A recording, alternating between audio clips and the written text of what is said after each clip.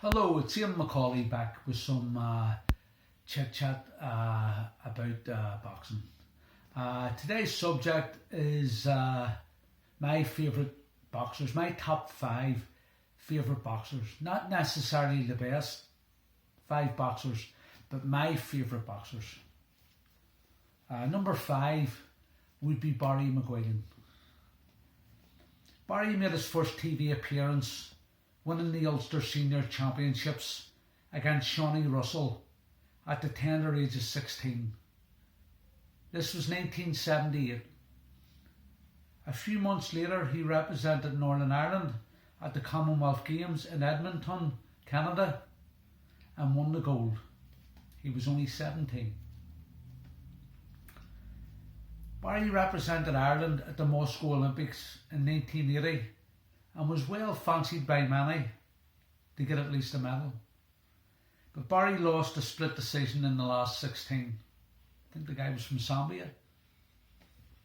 Barry decided to turn pro with bookmaker Barney Eastwood in 1981. Barry had an early defeat over in Brighton against Peter Eubanks. Most people thought Barry won clearly, but Eubanks was fighting in his own hometown. Around this time, Barry also got decked in the 7th round of his fight with Jean-Marc Renard, who would go on to be a long reigning European champion. He's passed now, God rest his soul. Mr. Eastwood knew when Barry rose from that knockdown and finished strongly in the 8th and final round that McGuigan had championship credentials. Barry also avenged that loss to Eubanks, stopping him in 8 rounds at the Ulster Hall. In 1982, McGuigan knocked out young Ali in 6 rounds. Ali went into a coma and died some weeks later. Barry took some time out, but he came back and won the British title against Ferran Pamprez in 1982. Soon the Ulster Hall and the King's Hall were full to the rafters with fans. Barry had come along at the perfect time. The troubles in the north were in full flow, and Barry, a Catholic, married to Sandra, a Protestant, gave everyone a lift when he boxed. McGuigan then won the European title against Valerio Natti and beat quality ex-world champion Juan Laporte in the WBA World Title Eliminator. Barry was sensational in that fight, boxing, fighting like a man possessed. In the 5th and 9th rounds, Laporte hit McGuigan flush. Barry didn't even blink and finished the fight strongly. A few years later, Laporte, who was a quality fighter, beat some good fighters, fought many Hall of Famers. A few years later, he boxed Eamon Nelson in Australia and had Nelson out on his feet, badly hurt on 2 occasions. Nelson survived just to win a close decision. Go and watch it on YouTube. Just a month after I won the ABAs, knocking out Carl Crook, Barney Eastwood got 4 tickets to me via a guy from Belfast that I was sharing a room with to attend the McGuigan-Pedrosa World Title fight at Loftus Road, home of Queen's Park Rangers football ground. My mate's dad was doing security for Barney Eastwood and let slip that his son was sharing a room with me. This was Mr. Eastwood's first approach to me, but it certainly wasn't his last. On a sunny night in June 1985, an unforgettable night for me, McGuigan won the WBA World Championship against a man who was making his 20th defence, Eusebio Pedrosa.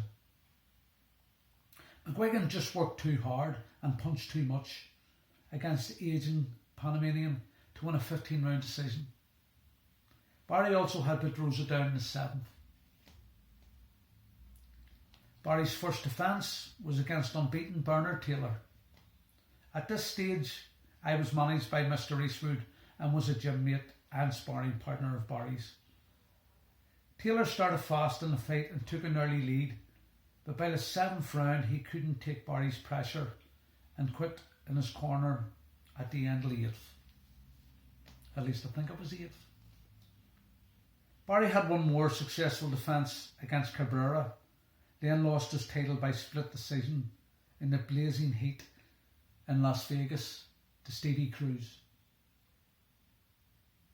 2 knockdowns in the final round cost him the fight. He was exhausted with the heat. He couldn't give no more. He gave all he could and couldn't give no more. Barry and Barney Eastwood had an acrimonious fallout, and Barry tried to come back but lost on a cut eye to Jim McDonald and retired. Me and Barry have been friends now for 40 odd years. I've stayed in Barry's house. We be in regular contact. And Barry, I would be proud to call Barry a personal friend of mine. So number 4 of my favourite fighters is Ezzard Charles. Ezzard Charles was once the number 1 middleweight in the world. He never got a shot at a middleweight title. Then Ezzard moved up to light heavy and he was the number 1 in the world, but he never got a shot at the light heavyweight title. Ezzard Charles was avoided by the white boxers and managers of the time. So Ezzard, Archie Muir, Charlie Burley, Elmer Ray, Lloyd Marshall, all black boxers boxed each other. They called them the Black Murderers Row. Ezzard beat Archie Muir 4 out of 5, including stopping Muir in the 8th round. Ezzard was, in my opinion, the greatest light heavyweight of all time. From April 1943 to June 1951, you could make a case that he was unbeatable. His only loss was to mate Elmer Ray by controversial decision, and Ezzard stopped Ray in a rematch and went 41-1 and 9-0 in light heavyweight title defences. The one loss, as I say, was a controversial loss to Elmer Ray. It should have been 42-0. Practically unbeatable. He won the NBA World Heavyweight title, but was accepted as undisputed champion when he thrashed an aging Joe Louis. Ezzard won the NBA crown, beating Jersey Joe Walcott. In a rematch against Walcott with the undisputed title on the line, Ezzard walked onto a thunderous uppercut from Walcott, which knocked Charles out. It was in the 7th round, with Charles well ahead in points. It was Walcott's 5th try at the title. And he was the oldest man to win the World Heavyweight title at that time. In a rematch, Walcott won a controversial decision, and that was the last decent performance by the brilliant Cincinnati man, Ezzard Charles. His decline was rapid and ignominious. He lost many fights and ended up wrestling and died in a care home, aged 53. God rest his soul. What a fighter. My number 3 favourite is Dwight Braxton, Cowie. Braxton learned to box in prison. He came out of jail in the late 1970s after being sentenced to 12 years for armed robbery. He turned professional, not having one amateur fight. He boxed Johnny Davis in his 3rd fight, losing a decision. He would avenge that loss to Davis, beating Davis twice. Johnny Davis eventually fought Michael Spinks for the World Light Heavyweight title. Good fighter, as was his brother Eddie. Braxton gave former champion Mike Rossman a bad beating, stopping Rossman in 6 rounds. Then Braxton would go back to Rahway prison, not for any crime, but to fight the world rated James Scott. It was a televised fight. Scott, who was an inmate at Rahway, was a very tough opponent. Braxton won a 10-round decision that put him in the top 10 light heavyweights. Braxton got his WBC title shot against popular Matthew Saad Muhammad live on HBO and took apart bit by bit the champion in a very one-sided fight. Pitbull Braxton boxed with a smirk on his face right through the fight.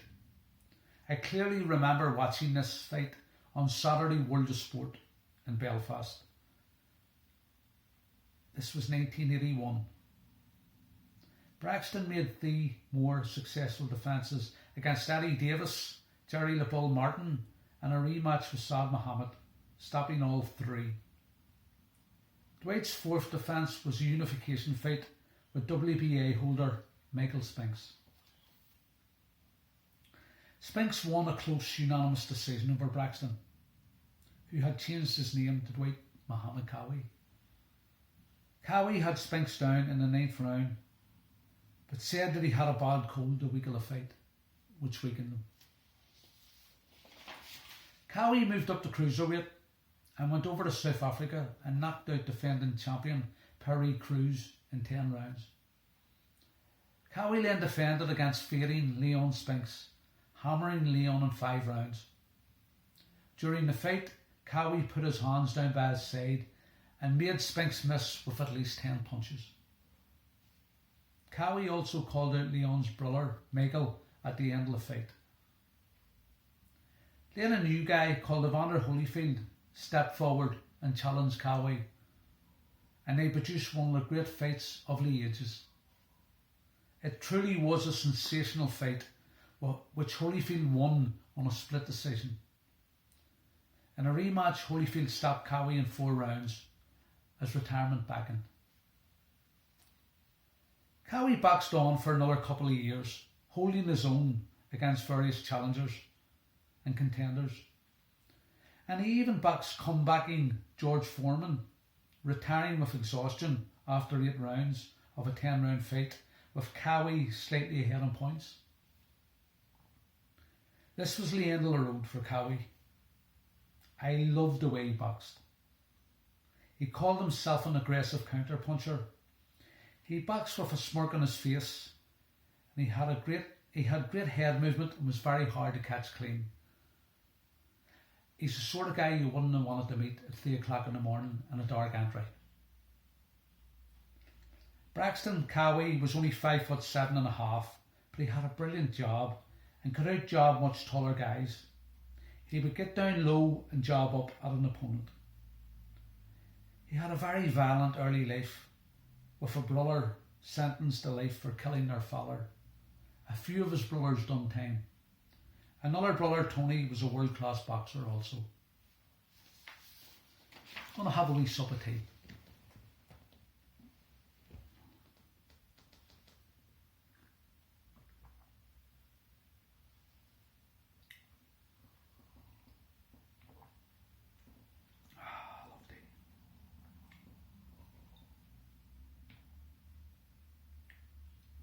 Number 2, Larry Holmes.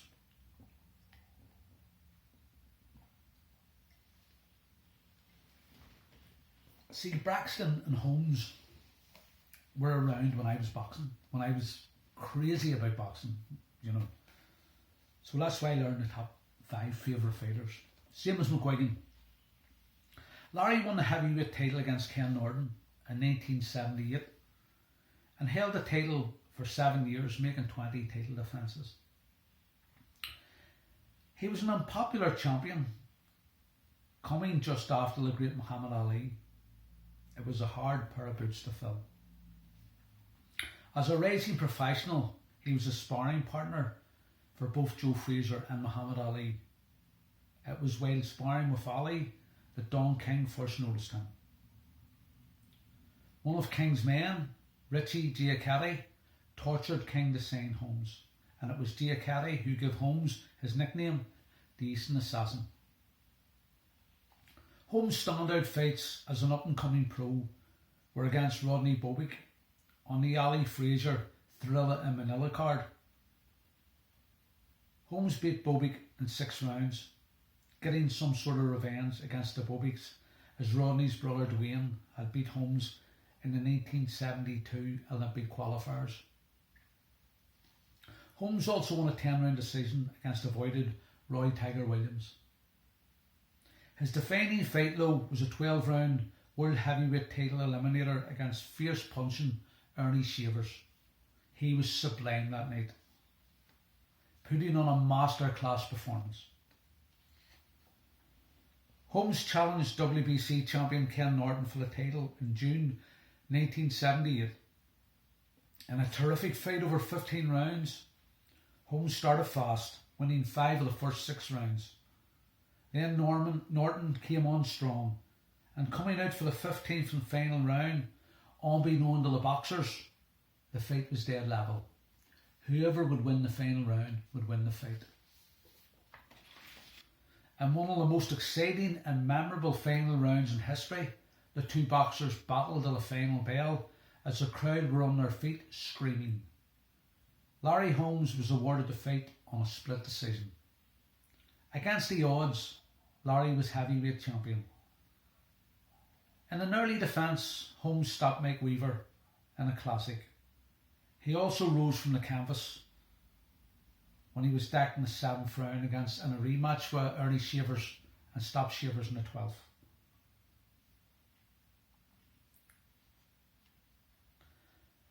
Larry's first 8 defences were all won by knockout, tying with Tommy Burns' feat.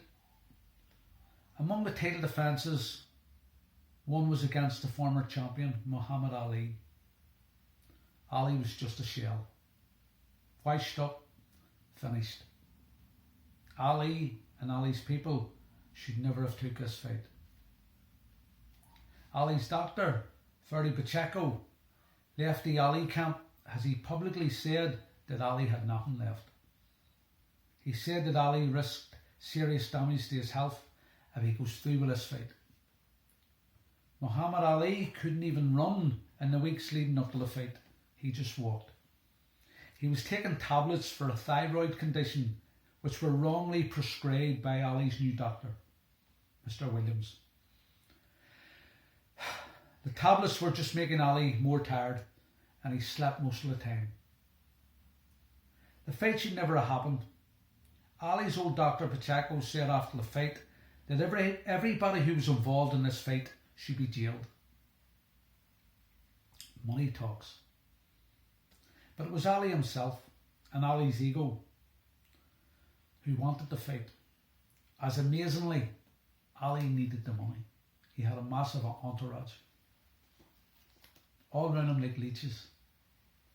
Larry Holmes had to do what he had to do. He had a wife and kids, and it was financial security for them.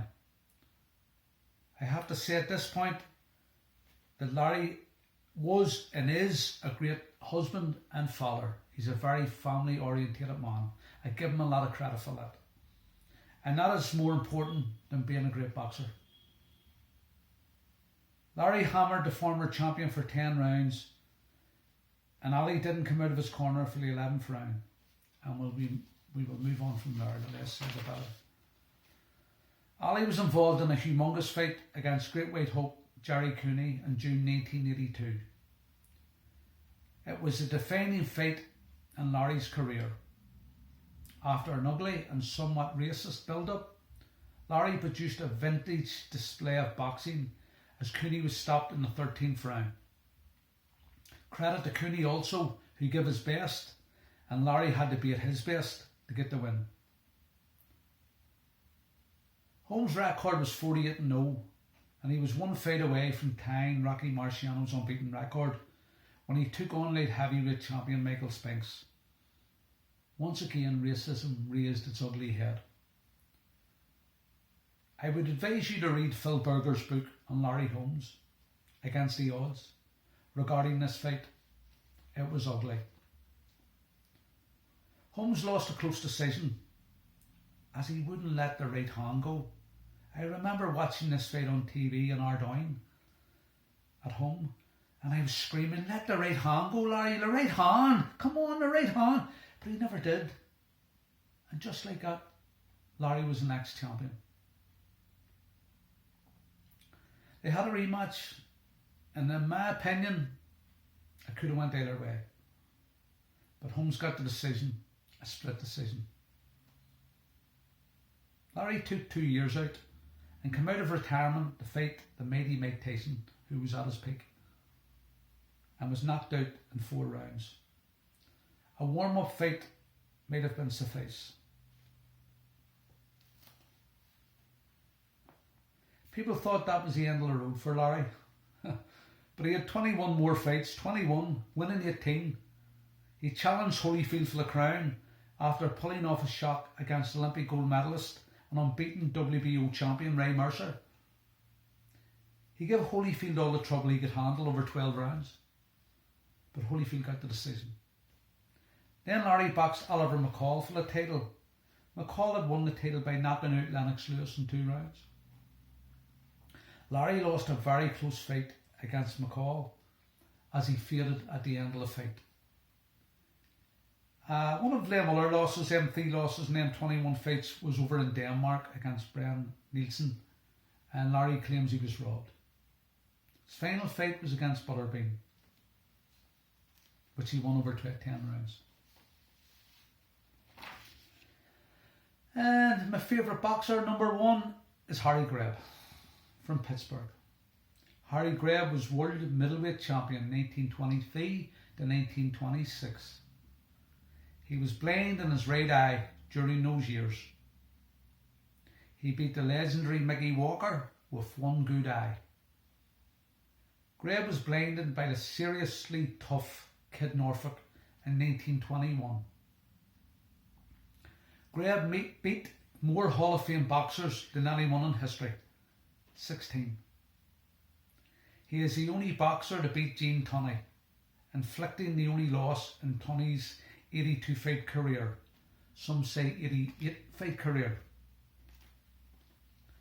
He was only ever beat inside the distance once, and this was in his first year of boxing. He avenged that loss to Joe Chip. He was one of the very few boxers to box black boxers. One of the very few white boxers to box black boxers. Greb would fight anyone. He was the first boxer to give a black man a shot at the title in any weight. A black man wasn't getting the shot because the white folk didn't want another Jack Johnson. They were still reeling from that. Johnson lost his heavyweight title in 1915, and a black man had to wait 11 years before Greb, Harry Greb, who would fight anybody who wasn't racist, just an ordinary guy, and he gave Tiger Flowers a chance at the title. Harry Greb beat 7 late heavyweight champions and a heavyweight champion also. In his peak years, 1919 to 1922, he was 93 wins, 1 loss and 3 draws. Harry Greb was elected to the Hall of Fame in 1955. What a legend. Thank you for listening to me again. God bless.